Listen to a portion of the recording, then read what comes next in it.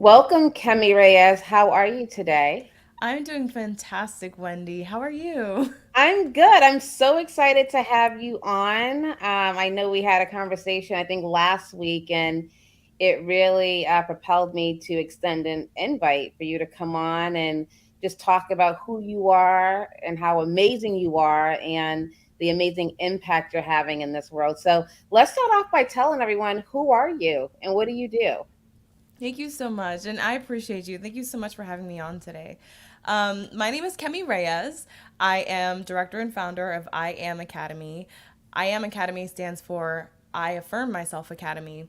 And this is an organization that I started in order to help empower people to start to pay attention about the impact of their spoken word and the implication that the things that they speak into existence can have, specifically when it relates to goal setting. I went through a very, very tumultuous time in my life following 2020, as a lot of people might have. And for me, it was the self realization that I needed to start changing how I speak to myself. And through that experience, I created a process, the I Am Academy method, and I teach my clients how to redirect and rework their internal dialogue so that the things that they're speaking into existence are in alignment with where they want to be in life. That's a little about me. That's amazing because words have power, words have energy, and I don't think people realize the power of your words, how they feed your subconscious mind and show up consciously in your behaviors and what you do and how you kind of show up in the world. So I think that is amazing. And can you tell us your personal story with affirmations and how it has really impacted your life? Yes, absolutely. Affirmations are sort of the foundation for where a lot of my positive habits started. I actually, even before the affirmations came along, I was actually part of a business team and organization whose leader, that was actually one of his core values was the power of the spoken word. And I started to sort of dabble in a lot of different types of pursuits towards, sales and just wealth creation industries that had a lot of personal development and self growth, attached to them. So, but that business organization's value about spoken word really stuck with me, and I ended up leaving that business team for a little bit, and moving down to Florida during 2020. It was one of those big unexpected changes in life that sort of just make you question, like, why am I here? Like, God, why did you let this happen? Like, how did I end up in this particular place? And I had a lot of moments like that in the last 2 3 years, but it's all led to like amazing, amazing, amazing things. So during 2020, I fell into a really deep depression. And you and I spoke earlier, but I have actually been diagnosed with bipolar disorder in the past. And, the depression piece and being an extrovert and loving to be around people, obviously being super isolated for that long, created a lot of really negative thought patterns for me. And it set me into this really, really dark place. And I came out of that era, so to speak, with a really low self image. I just did not. I wasn't being consistent with my habits. I had kind of felt like I had come to this place where I just didn't know what my purpose was in life. Kind of like you spoke about in one of your podcasts. I think you spoke about it in a couple podcasts actually, about figuring out your purpose. We have a lot of intersections with that in 2020, but essentially my journey was a little bit convoluted because I ended up jumping into, of course, being in this desperate low self-esteem situation, jumped into this very unhealthy, toxic relationship that resulted in a very fast marriage. We were engaged in 3 months. I was definitely just excited. Somebody wanted to give me a ring. But at the end, it turned very toxic. There was domestic violence involved, and I was a stepmom, something I wasn't really ready to take on at the time.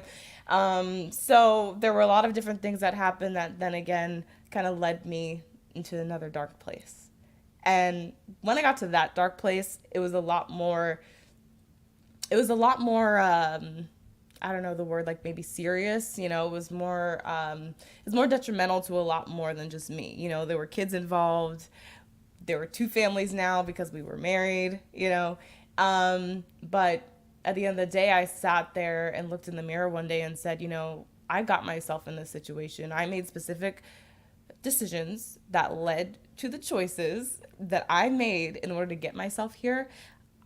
Why can't I just make different decisions to get myself out of this situation if I know that it's not what I want for my life? So that was the weekend. I remember I sat down and I was like, okay, well, I remember the organization I'm part of, the leader's name is John Crow. I remember John Crow always talked about the power of affirmations, and I was like, the only thing I can really think of is to create affirmations, because at that time in my life there really wasn't much else I was motivated to do. I wasn't motivated to get out of bed or go meet people. You know, I was that deep in my depression. So I just wrote down 10 things that I wished were different about my life at the time. And then fast forward, by the end of the summer, after speaking these I am statements, I was able to check off all 10 things off of that list. So that got me really curious. I was like, wow, maybe this actually does work. let me see about this. What if I start telling my friends, and what if I start teaching them, you know, how the power of what, you know, affirmations and speaking, intentionally speaking positive affirmations can do. I started telling my friends, having conversations. I was sending them the Secret documentary, and you know, it was really a cool time because I started to see some of my own friends start to have these realizations, like, wow, you know what, this is cool. You know, I even have a friend of mine, Robbie. She was like, I never even believed in power of positive thinking, manifestation. I thought it was all woo woo weird stuff. But she was like, you know what, we might be onto something.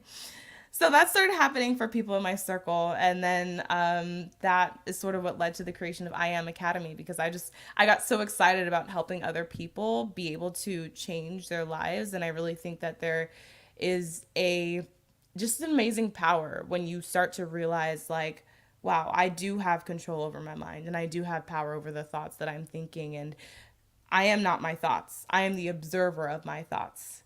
And it's been an amazing journey ever since. You said so much that I want to really unpack. So let's back up to the leader of the organization you worked for. I Yes. think you just really exemplify the power leaders can have Mm-hmm. and values that you instill in yourself and the people who report to you, how they can really save your life. So I think leaders, a lot of leaders listen to this show. I think that that's something we have to kind of hone in on, is that you have the power to really impact, influence, and inspire people to live better.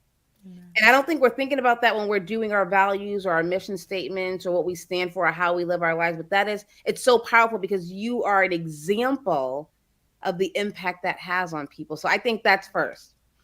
The second thing is, you said with the pandemic, you got to spend some time alone and you went Oh into yeah. a dark place with depression, and you were diagnosed with bipolar.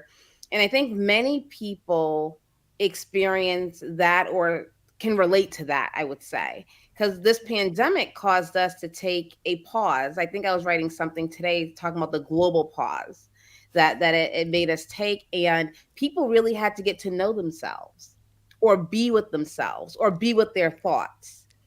And that's not always a positive thing, but we were forced to do that and really look at ourselves and say, who are we? What do we stand for? What impact do we have in this world? And what am I doing, basically? And when you don't have answers to those questions, it can put you in a really bad place. Yeah. And I appreciate you sharing your story and being so transparent with your experience, because I know you're helping someone. And something else that resonated with me is you said that if I got myself here, I can get myself out. I tell people all the time, you have everything within you to live the life you want. There's Yes. nothing external that you need. It's all within you. And for me, the work I do, it's really helping people uncover their gift, right? I call stress like the wrapping paper that has your gift wrapped up, and we need to peel back all those layers. right? To really hone in on what's, but it's all within you, and your experience demonstrates that you were able to shift, pivot, and come out on top. I think that is amazing. Oh my I gosh, think thank you that so is much. amazing. And fun fact, I actually reconnected with my mentors from that previous organization, so I'm actually going to be tying back into them, and it's been super exciting because I really believe, and I don't, we haven't had a big conversation around spirituality, but I know that you talked about that in one of your podcasts as well, about how important, the spiritual side is with mental health, and like relieving stressors. And I really believe that there is a real power and, like, the spiritual covering of being connected to other people that are deep in their faith. And for sure, that is sort of what I'm focusing on attracting in this new chapter of my life, because that was also like another phase, was figuring out, after once I got myself out of that situation, I spent so long like wanting out of the situation, that once it happened, it was like a mini plateau. It was like, okay, whew, I'm here. And then it's like, okay, so like, what am I working towards now? Like, it's like figuring out that next thing. But it's all a progression. And one of the things that I've been focusing on now is attracting, some of my friends have been in conversations, and it's funny that I'm having the same experience with people in my circles, but it's like, it's a little bit of an oxymoron. Like, we all feel like there's sort of this pruning going on with some of the people that I'm close with, and it's like, oh my gosh, I keep losing friends. I just had a friend of mine say, I lost like 5 friends today. I don't know what's happening. And I'm like realizing, I'm like, this is a natural part of what happens when you become a different level human. It's like, the people that you used to associate with won't always be the same people that you run with in life. And sometimes people will phase in, they'll phase out. It's like a little dance we do And with our being okay connection. with that. And being okay with that. And I think many people feel stuck because they're so caught up in how people perceive them or how they feel like they should have to show up. When you're in that mindset, it's hard for you to transition and pivot into who you are becoming. You kind of get stuck into who you are. And Yes. if you don't like who you are, it's kind of like it's holding you stagnant. So those friends, that pruning, I love that term of pruning to really evolve, because you're lighter, right? You're in the right circles and you can evolve and you can blossom. But if you don't prune, you're not going anywhere. But I think people have to shift their mind to say, this is what I want. This is the circle I need to be in, because you want those people who are going to support you, elevate you, and help you become who you're becoming, which is someone like yourself, to really have an impact on the world. And I love it. Thank you. I And love it. likewise. I'm excited about everything that you're doing to really, what resonated with me about something you said on your podcast, was when you went into the fact that you thought your purpose had to be molded by being a nurse in the traditional sense. Like, a lot of people, when you say, oh, I'm a nurse, it's like you assume that, they're in the hospitals and they're tending to patients actively, and, the traditional mindset. But the fact that you broke out of the box and you were like, you know what? I'm just going to educate people, and I'm going to start my own. I'm going to own something that's going to help me push this purpose forward and still help and empower others in using the skills that I've been blessed with in this different way. Like, that is really powerful to me. So thank you. Yes. Yes. No, thank you. And that's why I do what I do. I'm still like in awe of what I'm doing and the impact I can have on the world. And I'll share something with you. I don't think I ever said this publicly, Okay. but when I was in nursing school, I worked so hard to get good grades so I could become an RN. And it was hard. It was the hardest 4 years of my life. Went to graduate school, became a nurse practitioner, worked really hard then. And there was a time when I was defined as a nurse. Like, that defined me. I was Wendy the nurse. I wasn't Wendy the daughter. I was, because I worked so hard to get the titles and be in the workplace and work with my oncology patients. And when I transitioned into the pharmaceutical industry, I also struggled a little bit because I wasn't doing direct patient care, and I had this feeling like I was missing something, because I wasn't feeling like I was I wasn't defined as the nurse, right? Right. At that time, I was a medical science liaison, Mm, but I wasn't doing direct patient care. Then got another job, and I was doing, research and development. This is when the pandemic hit. I was working from home, had my son, and had the opportunity to fulfill that hole that I had for so many years, going back to mm, the hospital, and defining myself as a nurse. I felt good. I was thriving there. After I started my own work outside of the health institute, seeing the impact I could have, I had a hard time with the mental transition of nurse leader, not nurse at the bedside or taking care of patients. Does mm. that make sense? Yeah. So, Yeah. in my mind, seeing myself as the person who can have influence, who can have impact, who can inspire people on a global level, Mm-hmm. and I'm still a nurse, but I'm a nurse leader who's impacting Right. the world in a different way. Not a nurse practitioner at the bedside, taking care of patients. Mm-hmm. But it was just a hard transition because I worked so hard to get the title so I can take care of It patients. was a mindset tweak. And Yes, I've absolutely. honestly, that is honestly probably the biggest disparity I've seen, not just like people in general, but for this upcoming generation. I think there is this identity gap where people are being told that there's something that they need to do in order to become, when it's like actually it's something that you already are, and your becoming is something that you're stepping into every day. It's not like you get a degree and boom, made it. Like that's not how this works. Like you are you are being who you want to be daily. It doesn't just like suddenly, I don't know if I'm making sense. I don't think it doesn't just suddenly happen that you step into that person one day. It's cool to see results, but it's like you need to actively be taking steps to be aligning yourself with that identity. And I think a lot of people choose, sometimes people choose, because some people are, they have a, like you're saying, like a traditional understanding of maybe what a nurse job is, and that's great, that's their purpose and they're operating in that purpose, and that's amazing for them. But I think a lot of times people will choose a path that doesn't necessarily align with the identity that they actually want, and then it's like, okay, well that's why you're unhappy, because you're literally living this life every day and that's not your life. Like that's not the life that's meant for you. That's maybe the life you thought you should do to get to where you want to be, or maybe what somebody else told you, but there's a misalignment. Yes, I totally agree with you. And that's the power of the pause to let things kind of catch up, right? So you can Yes. process. And I don't think we do that because I think I don't think, but if the pandemic didn't happen, I would still be working from home, doing research. I would not have Mm. this platform. I would not be impacting the world the way I am. Yeah.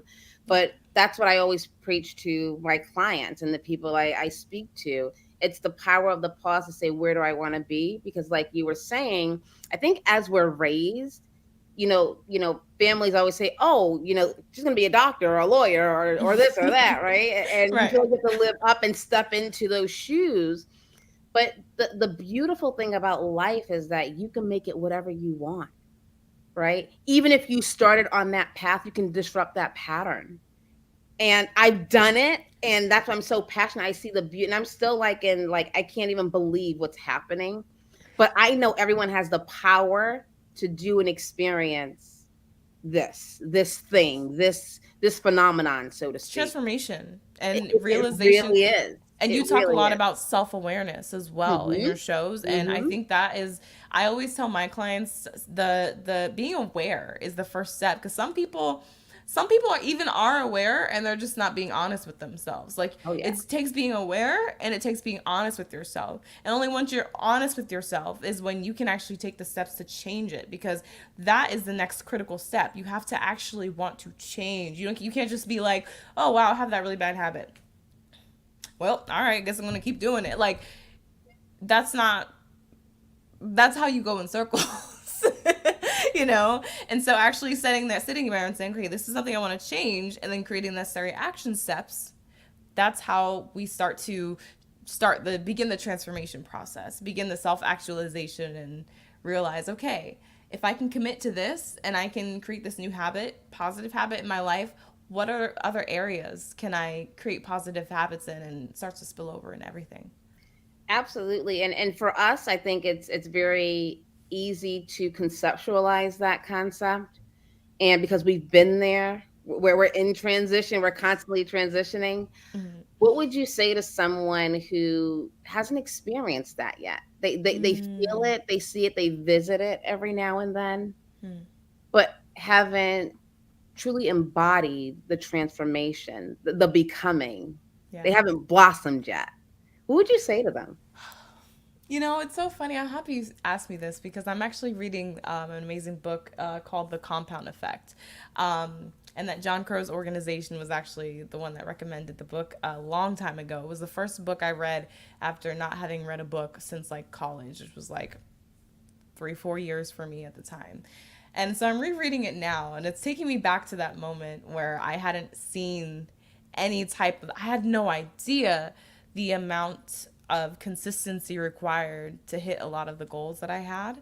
And as I'm rereading this and reliving this, there was a part in the book where he talks about that. He talks about like if you've never actually committed to something and see, like seen it out like years. He's like, I'm not even talking like, oh, 3 months, 6 months. No, no, no, no, no. How about 2 years, 3 years, 4 years, 5 years of being consistent with positive activity, positive habits? He's like, you haven't even scratched the surface of what he calls the compound effect, but all it is the literal compounding of positive habits that create momentum over time. I love it. He gets to a part in the book where he calls it the big mo, the momentum, because it's so much easier to keep up a positive habit than it is to like stop for a while and be like, oh yeah, that's right, I had this habit I was working on. If you're being consistent with it, and that's why I tell all my clients, I'm like, find one thing that you can commit to yourself, especially if it's the first time you're getting consistent or on your growth journey. The way that I've experienced the most transformation is by staying committed to my goals and keeping the promises to myself so that I can train my brain that I have follow through power. Hey brain, I when I say something, I'm actually going to do it. Your brain is like a computer sometimes. Like it just functions the way that you put in the input, hey, do this, here's the command, enter, boom. Okay, your wish is my command, or whatever. The brain is so cool. I've been getting into this research, and I might be following in your shoes and getting some education around that too soon. But all that being said, I've learned that if you are constantly lying to your brain, if you tell yourself, I'm going to do this and you don't, then your brain's getting trained to think and understand that you are a person that you lie to yourself. You're out of integrity.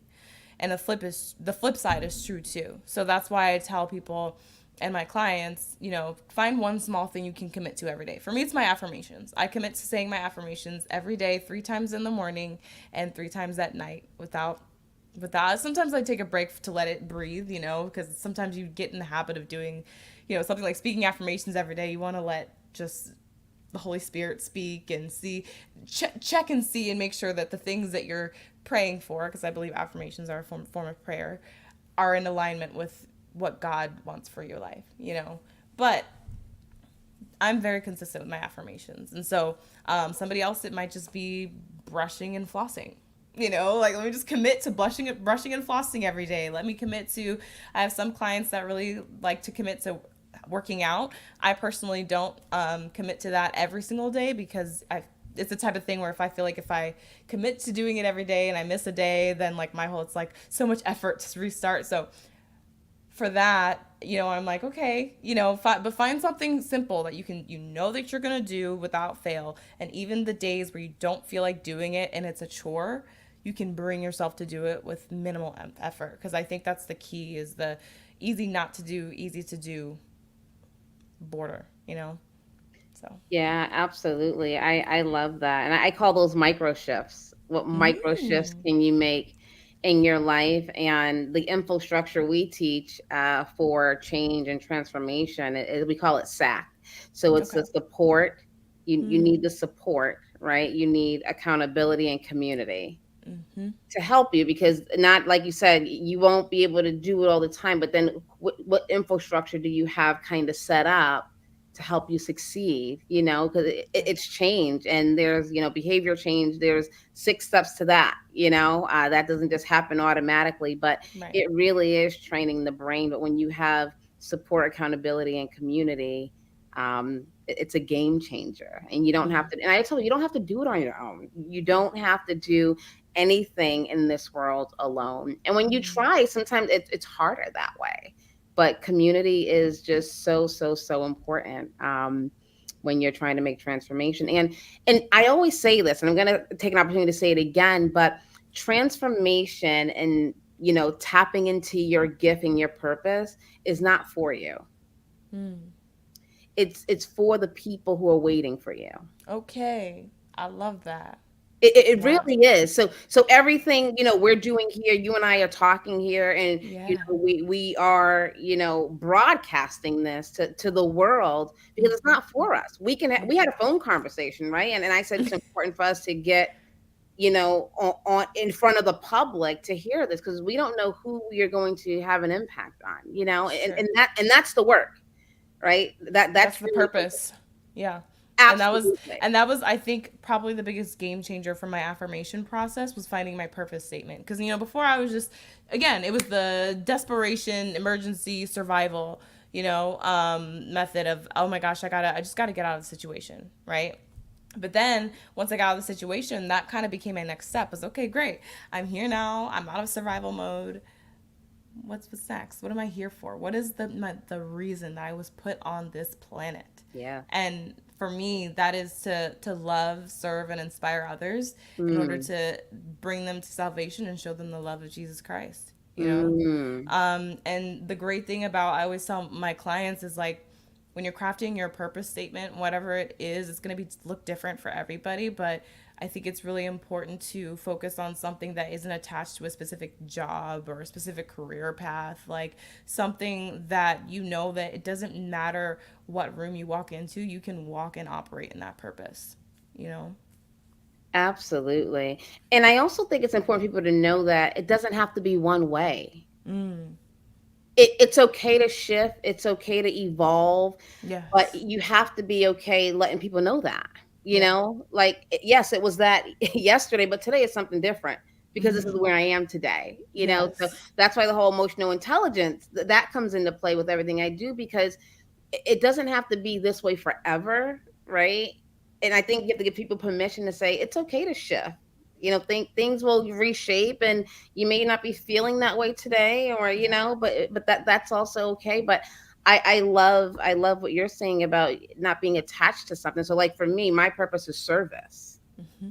I Yeah. want to serve the world. I want to be in alignment with that because Yes. what I've experienced, I want the world to feel that. I want everyone to feel that thing. I want everyone to tap in to that purpose. It's like it's so I can't even put words to it, to be honest. I can't even put words to it, but it Yeah. feeds what I do every day, I totally know what you mean. I know it's why you wake up in the morning. And I remember I've had days where I've woken up and not known why I woke up, and I've had days when I wake up and it is like I for a really long time my favorite moment of the day is waking up. And it wasn't always like that. Like you're saying, like things change, evolve. I really think too there's something to consider about what you said about just different times in your life, different seasons, your purpose might change. One Yeah. conversation I've been getting into a lot lately is like being able to accept yourself. Like if you let yourself down, not letting that like overshadow your entire existence. I used to be like that. I'd mess up somewhere, and that had a lot to do with my inner dialogue, as we spoke of earlier. But allowing yourself the space. If you mess up, or if you end up having something come up where you're not able to stick to a certain goal or you miss a deadline, like it's not about beating yourself up. It's about giving yourself grace in advance to know that, hey, I know I have this commitment. I'll use working out, for example. I know I have this commitment to working out, but I'm already giving myself grace because I know that further down the line, things might change. Maybe I'll, if I use myself as example, maybe I'll get married again. Maybe I'll have kids, and that might change my body. That might change my circumstances. Maybe there's a time in my life where I might not be able to work out the way I work out right now. And I'm already giving myself grace right now in Mm. the present because Yeah. I know that if I ever do fall off the horse, I can always get back on at any time. Absolutely, absolutely. So my husband and I, when we got married, we said we didn't want any wedding gifts. We wanted people to donate to this bench at a zoo in our hometown, Boston, Mass. Wow, that's really cool. And on the bench, we have a plaque that says, "Every moment is a chance to get it right." Huh. Right, whatever that means to you at that time. And I always say, anytime your feet touch the ground, you have breath in your body, is a chance for you to align and get it right, whatever that means to you that day. And be okay with that, you know? So you don't have to work out every day. It's okay. Give yourself grace. It's okay, right? Tomorrow's another day, right? Yes. Or maybe Yeah. tonight you'll do it. But and what keeps coming up for me is living out loud, Hmm. not being so restricted, just living. And because we're all human, we all understand, right? I understand your feelings, you understand, we're all human. But living out loud and living like at your fullest capacity, like just all out there, you Yeah. know. So Yes. I love it, and you're doing it, and I love seeing it, and you're just making an amazing impact on the world. I said, leaving your footprint on the world. I love it. I love it. I love it. And I'm Thank so happy you. we had a opportunity to connect, and we'll stay connected. For sure. And um, I'm so grateful for you. And likewise, I'm looking up to you as somebody I really, really look up to and am oh, admiring seriously, because not only are you walking in your purpose and using, I think a lot of people, I mean, in this day and age, a lot of people don't necessarily end up in the work that they went to school for. And for you to be able to harness that into your actual purpose and step into that every day is truly inspiring. So thank you. thank you so much. Thank you. And before we wrap up, do you have any last words? And then I want to take you into a rapid fire before I let you go. Yeah, I think that's it for me. Nothing I can think of. How can people get in contact with you if they want to know more about the I Am Academy? Yes, I Am Academy is our website is www.iamacademy.info. And then yeah, there's our website there, and then you can also visit our Instagram. It's going to be the same thing at iamacademy.info. And my personal website is kemireyes.com. Love it. Love it. Well, thank you so much for coming in. We're going to do a rapid fire, then we're going to wrap up. This was such a great conversation. I'll have to have you back on for sure. Oh my gosh. And likewise, I'm turning up some of my own stuff. Yeah. So I'll need you to come visit. Awesome. Okay. So tell me the first thing that comes to your mind. Okay. Wellness means Wellness means mental health. I know I'm stressed when. I feel hot in my chest. Mm. My go to stress management solution is Meditating. one word that describes me is Outgoing. if I can go anywhere in this world, where would you go? Hawaii. Why? It's my favorite place on earth. Yeah. Have you been there? 3 times. Okay. Okay. And what quote or book or thought puts you back in alignment? The thought that puts me back in alignment is that I am the master of my own mind. Mm. And I think that is a great way to end this session. I am the master of my own mind. Yes. Well, thank you so much for being here with us and sharing your story and just sharing your gifts with the world. I really appreciate it. And we'll have you back.